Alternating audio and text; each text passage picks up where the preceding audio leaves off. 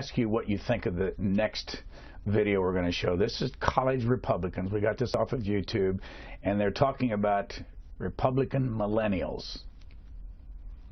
They still think a few guys in D.C. can govern this new, wonderfully complex, incredibly fast, and elegantly diverse modern economy we're moving into. But the old way just isn't working.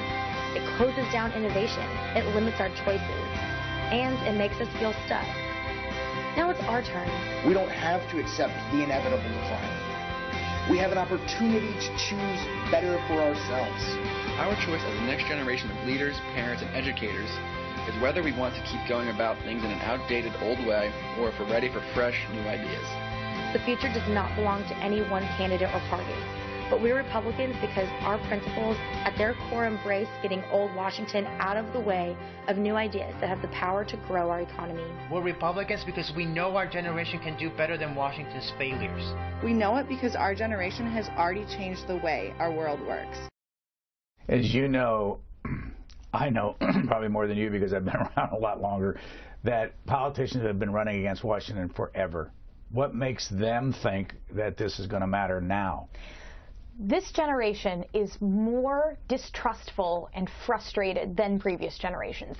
You're right, running against Washington has always sort of been an easy go-to. But at this moment, I mean, we've seen a sustained level of the percentage of Americans who say we're on the wrong track. Even as the economy has started to get better, the percentage of Americans who feel economically insecure, and particularly the younger generation, who is coming of age in an era where the idea that they can immediately go get a job that will pay them enough so that they can buy a home and have a car and, sort of live the old American dream is fading. They've got so much student debt, they're not able to get the sorts of jobs that they wanted with the sorts of career paths that would help them advance to make the kind of money that they'd want, to lead the life that they'd want.